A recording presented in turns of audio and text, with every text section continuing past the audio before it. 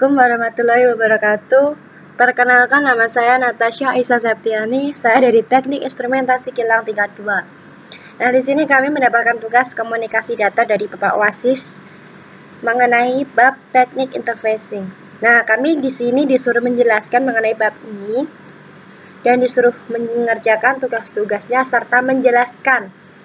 Sebelum saya menjelaskan mengenai tugas-tugasnya, saya akan menjelaskan mengenai bab ini terlebih dahulu. Nah, sebelum kita masuk ke bab intinya, saya akan menjelaskan mengenai konfigurasi saluran terlebih dahulu. Nah, apa sih konfigurasi saluran itu? Nah, topologinya itu susunan stasiun secara fisik pada suatu media transmisi. Nah, bila terdapat dua stasiun, penghubungnya adalah point to point. Tetapi, bila terdapat lebih dari dua stasiun, maka berupa topologi multi-point. Nah, contohnya itu komputer dan terminal local area network LAN. Nah, half duplex dan full duplex. Nah, perbedaannya, half duplex itu hanya satu stasiun yang boleh mengirimkan pada waktu itu saja. Kemudian memerlukan satu data path. Kemudian kalau full duplex, itu antara dua stasiun dapat mengirimkan dan menerima data pada waktu yang sama. Kemudian memerlukan dua data path. Nah, echo cancelling.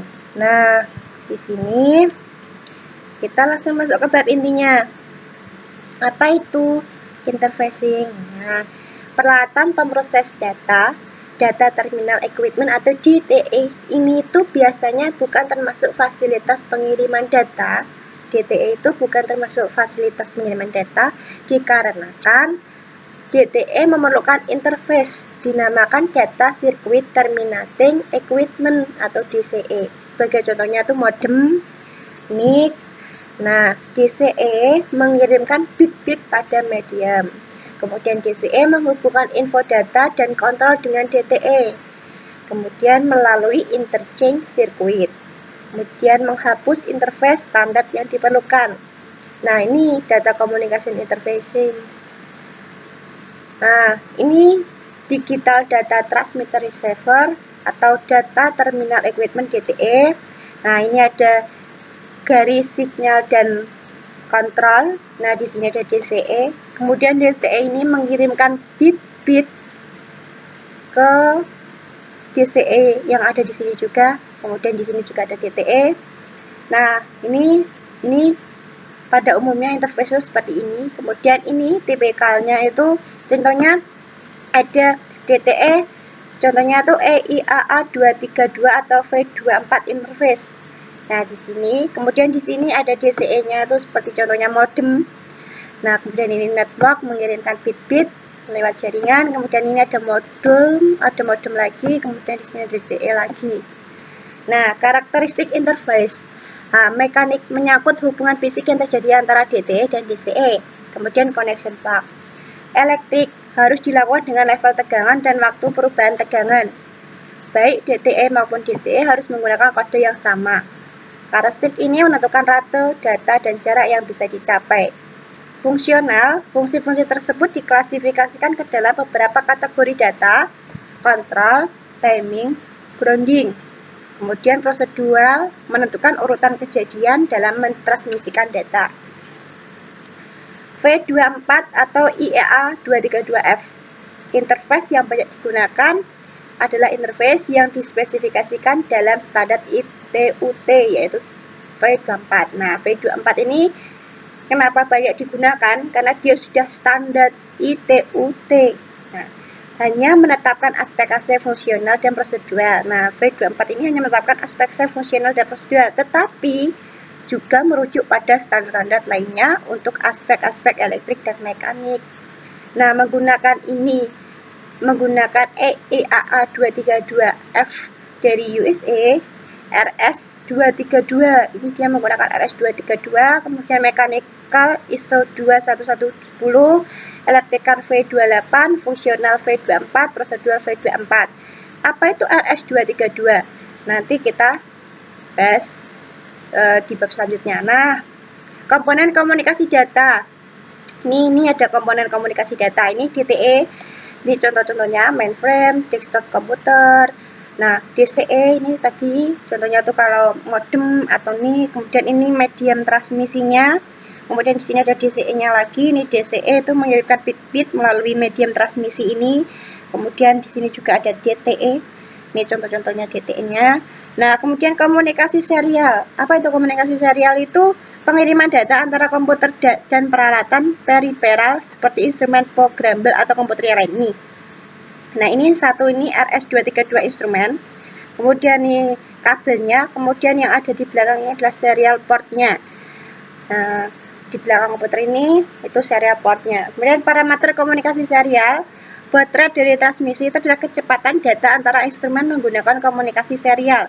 Baud rate itu adalah kecepatan data antara instrumen menggunakan komunikasi serial. Kemudian jumlah dari karakter encoding bit data, pilihan parity bit, kemudian jumlah dari stop bit. Nah, ini tipe karakter frame. Ini ada start bit, ada data bit, parity bit, dan stop bit. Ini karakter frame huruf M itu ada start bitnya, kemudian pilihan parity bitnya, kemudian stop bit nih parity bit. Kemudian RS232 tadi. Apa itu RS232 itu? Tadi yang ada di EEA 2232F. Nah, R232 itu adalah standar komunikasi serial yang banyak digunakan. RS232 ini itu banyak digunakan. Contohnya Electronic Industry Association EIA 1962. ICTTL belum populer sehingga sinyal ini tidak ada hubungan sama sekali dengan level tegangan ICTTL.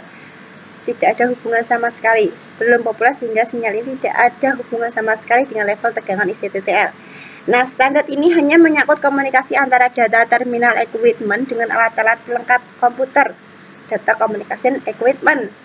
Nah, ini tuh hanya menyangkut komunikasi antara DTE dan DCE.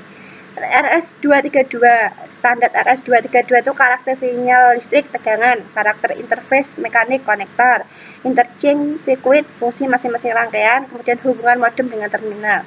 Komunikasi serial antara komputer dan printer, itu contohnya RS232 adalah komunikasi serial antara komputer dan printer, kemudian modem dan peralatan lainnya. Port serial standar IBM yang kompatibel dengan PC adalah RS232. Berarti port serial standar IBM yang kompatibel untuk dihubungkan dengan PCE itu biasanya menggunakan port serial RS232.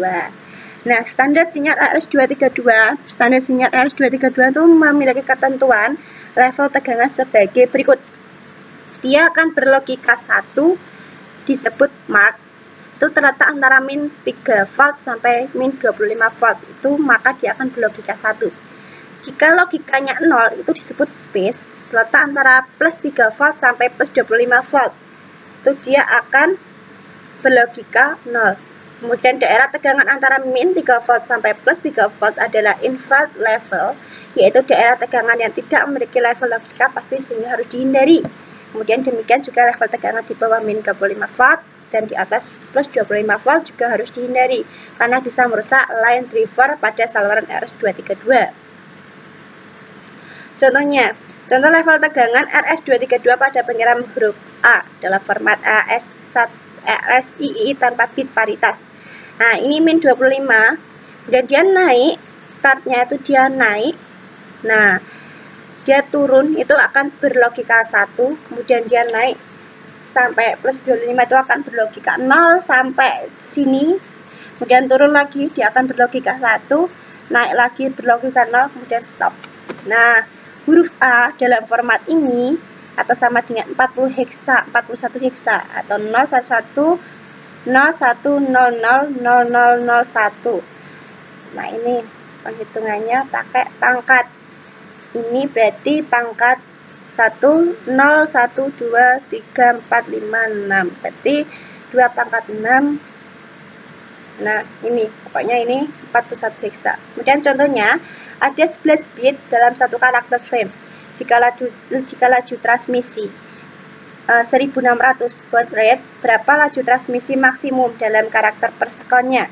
Nah, di sini rumus laju transmisi maksimum itu laju transmisi dibagi bitnya. Jadi di sini laju transmisinya 1600 dibagi bitnya 11, maka 1600 bagi 11 ketemunya 872 karakter per second. Nah, ini ketemu laju transmisi maksimumnya. Kemudian perkabelan RS232. Peralatan yang digunakan komunikasi serial DTE itu komputer atau terminal.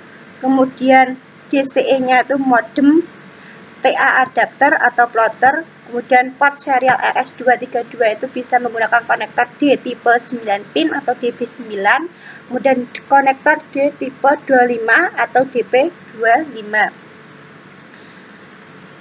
Kemudian konektor male berada di belakang komputer. Nah, ini portnya ini berada di belakang komputer. Dia sebagai konektor male-nya. Kemudian membutuhkan konektor female juga sama, konektor D tipe 9, DB9, kemudian konektor D tipe 25 pin atau DB25. Nah, ini DB9 itu ada pin 9 dan ini ada fungsi sinyal pinnya, kemudian DTE dan DCE. Nah, DCE dan DCE ini, DTE dan DCE ini tidak boleh terbalik. Antara output dan input DCE dan DTE pemasangan ini tidak boleh terbalik. Nah, kemudian ini DB25, di sini juga ada pinnya 25 nih. Nah, di sini ada keterangannya, bisa dibaca. Ini juga tadi DB9. Kemudian spesifikasi mekanik. Nah, ini pin 1 shield dan 2 itu transmitted data, kemudian ini 3 receiver data, ini 4 request to send, kemudian 5 clear to send, 6 ini DCE ready, 7 ini ground, kemudian ini signal detector, kemudian ini receiver force testing, ini sama, 10, 9 ini sama, ini 11 signal, kemudian ini signal detector juga, kemudian ini tadi clear to send sama yang nomor 5 ini, kemudian 14 ini secondary ini sama transmitter data, kemudian ini transmitter signal element timing, dan ini receiver yang kedua, kemudian ini sama receiver signal element, kemudian local loopback, kemudian secondary request to send, kemudian ini local loopback itu ada pada pin 18, kemudian ini 20 ada di DTE ada 20, DCE nya ada pada 6, kemudian 21 itu remote loopback, kemudian 22 itu ring indikator, kemudian 23 itu data signal, kemudian transmit signal element timing itu ada di 4, kemudian test mode ada di 5. Ingat DTE ada di sinyal nomor ada di pin nomor 20, kemudian DCE ada di pin nomor 6. Nah, di sini spesifikasi elektrik menentukan persinyalan di antara DT dan DCE. Nilai-nilai diterjemahkan sebagai data binar atau sebagai kontrol tergantung rangkaiannya. Kemudian tegangan lebih negatif min 3 diterjemahkan binari 1, lebih positif 3 diterjemahkan binari 0. Nah, rate sinyal itu kurang dari 20 kbps dan jaraknya kurang dari 15 meter. Kemudian untuk kontrol lebih negatif min 3 volt diterjemahkan kondisinya off, lebih positif plus 3 diterjemahkan kondisi on. Sama saja. Nah, spesifikasi fungsional. Rangkaian dikelompokkan dalam kategori data, kontrol, timing, ground. Nah, bila terdapat satu rangkaian data pada masing-masing arah, operasi yang dilakukan adalah full duplex. Bila terdapat satu rangkaian, itu maka menggunakan full duplex. Kemudian bila terdapat dua rangkaian data sekunder, operasi yang dilakukan itu pakai half duplex. Nah, ini loopback atau remote loopback. Nah, di sini loopback ada DTE, kemudian ini DCE-nya transmitter, kemudian ada receiver, kemudian masuk lagi ke DTE. Nah, ini jika ada remote-nya itu maka DTE transmitter ada di DCE transmitter DCE, kemudian masuk ke receiver remote DCE, kemudian ini transmitter ke transmitter remote DCE, kemudian ke receiver lokal DCE, kemudian baru ke DTE lagi. Ini namanya remote loopback testing. Kalau yang ini local loopback testing. Ini perbedaannya, ada remote-nya dan tidak ada remote-nya. Nah, kemudian modem. Nah, ini modem ini DTE, kemudian ada modemnya, kemudian ini transmisinya, transmisi medium transmisi, kemudian ini ada modem atau DCE lagi, dan di sini ada DTE lagi. Nah, kemudian spesifikasi prosedural. Nah, contohnya koneksi menggunakan modem saluran pribadi asinkronous. Bila modem DCE dihidupkan dan siap dioperasikan, ini nyatakan saluran DCE ready. Jika DCE itu dihidupkan, maka menyatakan saluran DCE ready. Nah, bila DTE siap mengirimkan data, ini menyatakan request to send. Kemudian modem merespon bila sudah siap dengan cara clear to send. Ini menunjukkan data bisa ditransmisikan sepanjang jalur transmisi. Nah, DTE bisa mentransmisikan data sepanjang jalur transmisi data. Bila data sudah tiba dari remote modem, lokal modem menyatakan receive line signal detector, kemudian mengirimkan data pada jalur receive data. Nah, ini operasi dial up. Ini pin 2 itu DTE, ready pin DTE ada di nomor 20. Kemudian yang nomor 2 itu modem. Ini untuk modemnya dan ini untuk DTE-nya. Nah, ini yang nomor 2 ini 622022. Yang 22 ini sebagai indikator ringnya, indikator pinnya. Kemudian ini 20 itu sebagai DTE ready. Sama, kemudian yang nomor 6 ini sebagai modem B-nya. Nah, kemudian operasi dial up 2. Nah, 3 ini sebagai receiver data pin receiver data, kemudian DTE, kemudian ini nomor 6 itu untuk modem also tel DTE, ini juga DTE, nomor 6 ini juga via DTE. Ini itu modem untuk DTE-nya. Kemudian modem A, the generator is on carrier signal to modem B. Nah, ini untuk modem. Kemudian operasi dial up 3. Nah, ini dial up 3. Contohnya seperti ini. Ini tadi dial up 2. Kemudian dial up 3 itu 2-nya sebagai transmitted data. Kemudian 4-nya itu request to send. 5-nya itu clear to send. Kemudian yang nomor 3-nya ini di sini sebagai modem B-nya. Kemudian ini ada 0 modem, bisa dibaca. Ini signal ground, transmisi data, receive data, kemudian request to send, kemudian clear to send. Nah, ini ada signal detector, DC ready, DT ready, ring indicator, transmitter timing, receiver timing. Nah, bisa dibaca. Kemudian kita masuk ke ISDN atau Integrated Service Digital Network. Apa itu ISDN? ISDN adalah pengganti untuk jaringan telepon umum dan telekomunikasi analog yang ada. Nah, ISDN broadband adalah spesifikasi ISDN generasi kedua yang mampu menampilkan rate data digital tingkat tinggi. Nah, prinsip ISDN-nya sendiri mendukung aplikasi suara dan non-suara dengan menggunakan rangkaian terbatas, mendukung aplikasi switch dan non-switch. Nah, ketergantungan pada koneksi 64 kbps, circuit switching dan paket switching pada 64 kbps untuk suara digital. Nah, arsitektur protokolnya itu berlapis untuk prinsip ISDN-nya ini. Terus macam-macam konfigurasi fisik untuk implementasi ISDN. Nah, ini konseptual ISDN-nya itu adalah Customer ISDN Interface dan ISDN Central ISDN Central Office. Nah, ini ISDN Central Office itu paket SweetNet, Other Network, kemudian Circuit SweetNet. Nah, ini ada local loop-nya. Kemudian Customer ISDN itu interface, ini contohnya. Dan ada PBX atau LAN.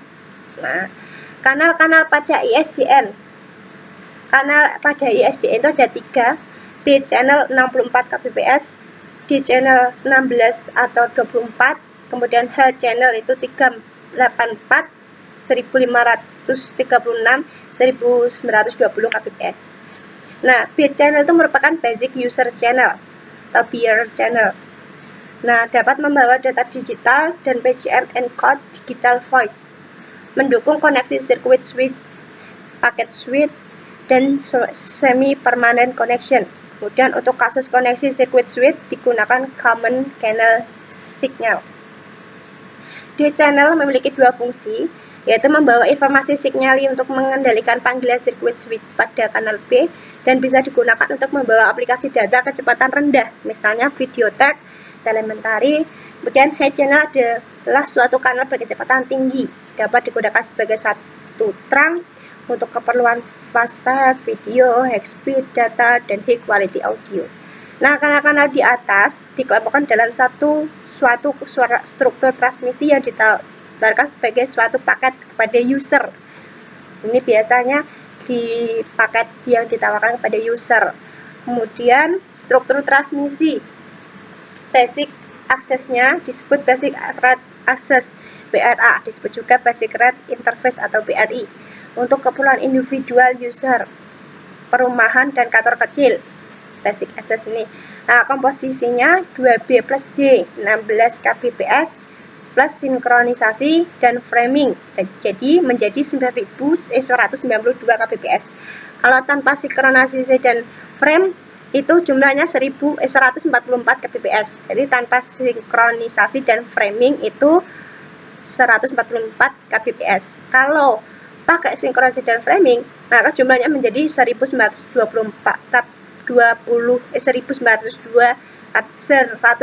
kbps komposisinya. Nah, dapat digelar pada jaringan kabel tembaga yang sudah ada. Primary service, ini tadi basic access, mungkin disebut primary rate access atau PRA, disebut juga primary rate interface.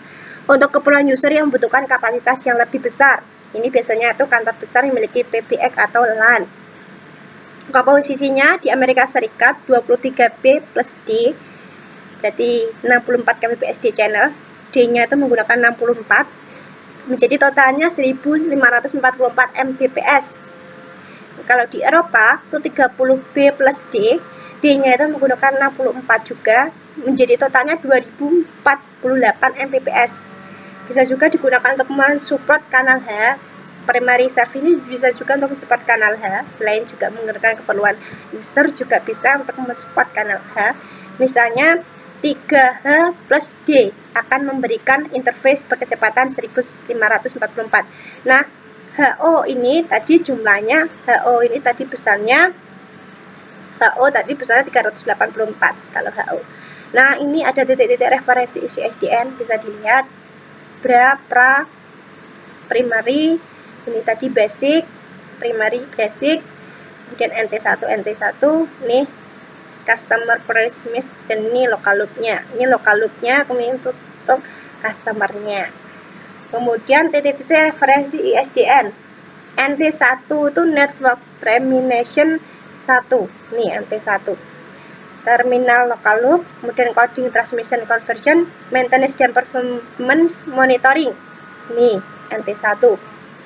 TE1, nih TE1 Terminal Equipment 1, ISDN Compatible Equipment.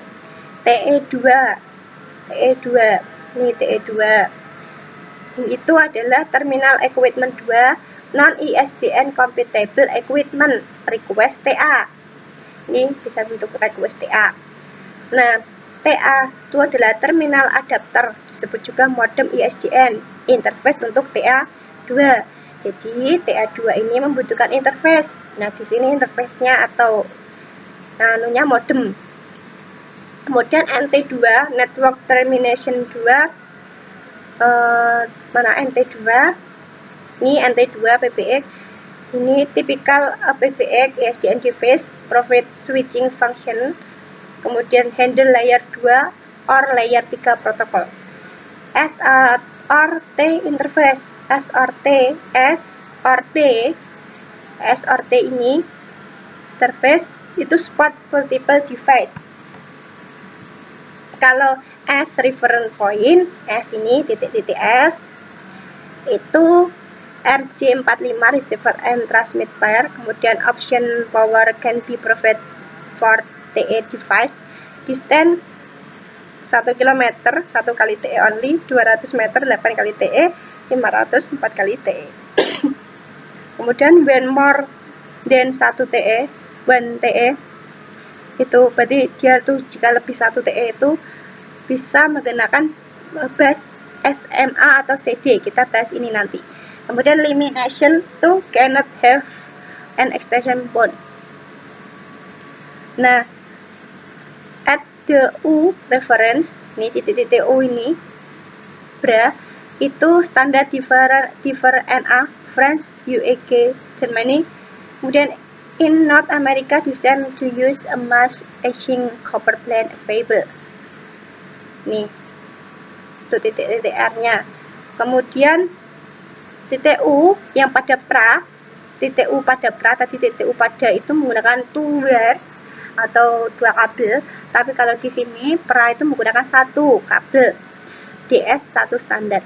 Nah, local loop connection disebut juga fungsi line transmission termination atau LT. Koneksi ke sentral yang lain di dalam jaringan telepon disebut fungsi exchange termination ET. Interface fee digunakan antara LT dan ET. Line termination dan ET, antara LT dan ET itu ada interface fee. Nah, ini physical interface diagram. Ini power source 3 itu AB, ini terminal equipment TE, NE. Nah, antara TE dan NE ini ada interface V-nya. Interface V-nya. Ini power source 3 AB, kemudian transmit receiver. Nih, transmit nih disambung nih ada receiver, transmit ini receiver, power sink 2 dan power source 2. Ini antara ini dan ini ada interface V. Specific Electric ISDN. Format data encoding bergantung pada data rate. Untuk data rate sebesar 192 kbps menggunakan pekodaan standar Peus-Dotternary.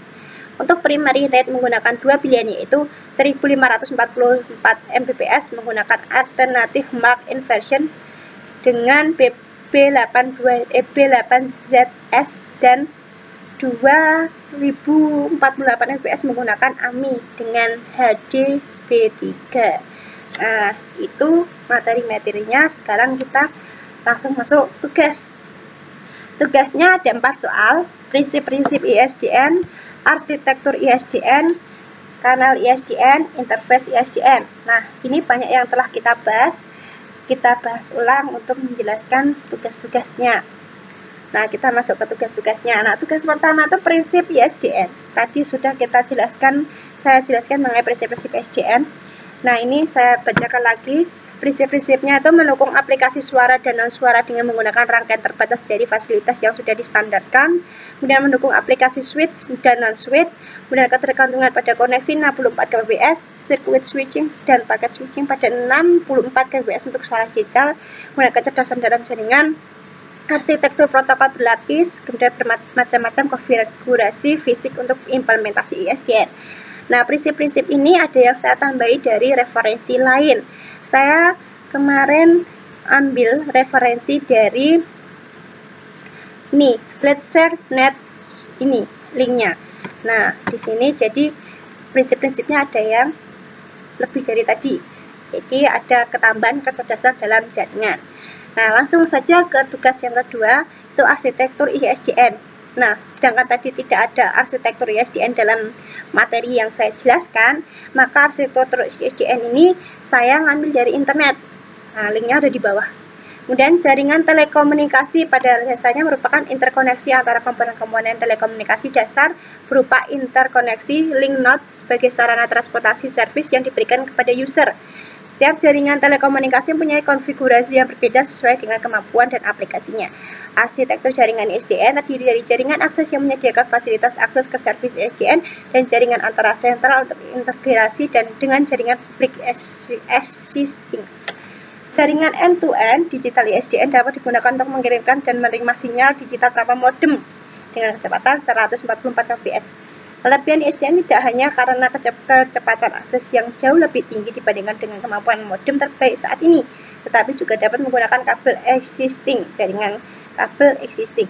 Nah, interkoneksi ISDN dengan jaringan-jaringan public existing memerlukan standarisasi dan strategi untuk menghindari terjadinya masalah interface dan sebagai langkah awal migrasi existing ke ISDN.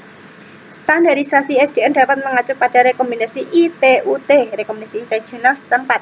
Nah, arsitektur jaringan ISDN ditunjukkan pada bawah ini. Tadi TE, Terminal Equipment Network Termination. Nah, terus kemudian masuk ke ISDN Suite. Nah, ini dedicated link-nya tuh ada lebih dari 64 kbps Suite, lebih 64 kbps Suite, 64 kbps Circuit Suite, 64 kbps Circuit Suite, kemudian Packet Suite, Frame Suite, Frame Mode, kemudian Common Channel Signature. Nah, ini networknya, kemudian masuk ke ISDN Swing-nya lagi, kemudian Set or Service Provider. Nah, arsitektur jaringan ISDN sebagaimana halnya jaringan existing menggunakan sistem hierarki. Hal yang berbeda dengan arsitektur jaringan existing adalah adanya pemisahan antara link informasi dengan link signaling. Jaringan signaling pada ISDN memegang peranan yang sangat penting. Tidak hanya digunakan untuk aplikasi ISDN, melainkan juga untuk aplikasi lain seperti mobile network dan aplikasi PTSN. Kemudian masuk ke tugas yang ketiga adalah kanal ISDN. Kanal ISDN itu ada 3, B channel, D channel, dan H channel. Setelah tadi yang saya bahas tadi, B channel itu merupakan basic user channel, dapat membawa data digital dan PCM encode digital voice, dapat membawa sinyal informasi dari user ke jaringan dalam bentuk suara dan data atau video, kemudian mendukung koneksi circuit switch, packet switch, dan semi-permanent connection. Untuk kasus koneksi circuit switch digunakan common channel signaling. Ada 4 juga koneksi yang biasa disusun pada kanal B, yaitu circuit switch, packet switch, frame mode, dan semi-permanent. Kemudian D channel itu memiliki 2 fungsi. Nah, ini kenapa ada 3 fungsi? Karena satunya saya mendapat dari link bawahnya tadi. Nah, link ada di bawah. Ini B channel ini saya juga menambahkan ada beberapa fungsi dari link yang ada di bawah. Ini D channel membawa informasi signaling untuk mengendalikan panggilan circuit switch pada kanal B, bisa digunakan sebagai packet switch atau hubungan jarak jauh dengan kecepatan rendah, kemudian bisa digunakan untuk membawa aplikasi data dengan kecepatan rendah. Nah, H channel adalah suatu kanal berkecepatan tinggi, dapat digunakan sebagai satu trunk, kemudian untuk keperluan fast-FAT, video, high speed, data, dan high quality audio. Nah, kanal-kanal di atas BDH dikelompokkan ke dalam suatu struktur transmisi yang ditawarkan pada user. Nah, agar lebih mudah menentukan fungsinya, ini saya sediakan tabel. Kanal B itu bitrate-nya 64, cuma 164. Kemudian deskripsinya sinyal informasi untuk bitrate 8, 16, 32, dan 64. Mode penyambungannya itu switch, packet switch, dan circuit switch, dan non-switch. Kemudian kanal B itu ada 2 bitrate-nya, 16 sama 64. Aplikasi BRA itu signaling, low bit rate data. Kalau aplikasi BRA, signaling dapat juga untuk pengiriman low bitrate, dapat seperti telemetri dan user-to-user informasi. Nah, tipe H itu bitrate-nya ada 3, 384, 1536, dan 1920. Ini berfungsi sebagai sinyal informasi, kemudian mode penyambungannya itu switch dan non-switch. Nah, selanjutnya kita masuk ke tugas yang 4. Interface ISDN. Nah, interface ISDN terdiri dari 2 bagian, standard reference point. Nah, sebelumnya saya ini mendapatkan jawaban dari link yang berada di bawah ini. Karena interface ISDN-nya yang ada di materi itu menurut saya kurang lengkap, maka saya mencari link yang ada di bawah ini. Nah, interface ISDN terdiri dari 2 bagian, yaitu satu standard reference point, itu titik-titik konseptual yang digunakan untuk memisahkan grup-grup fungsi. Dan pada kondisi real, reference point ini juga digunakan untuk merujuk interface fisik. Wujudnya berupa R, reference point antara peralatan non-ISDN dengan terminal adapter TA. Kemudian S, reference point antara TA or TE dengan NT.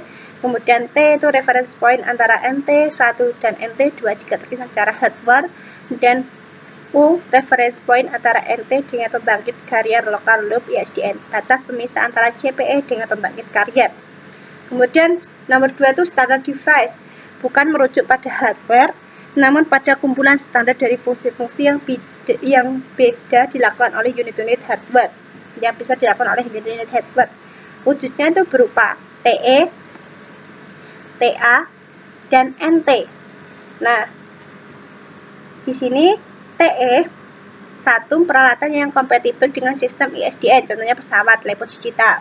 Kemudian TE2 itu peralatan yang non-kompatibel dengan sistem ISDN.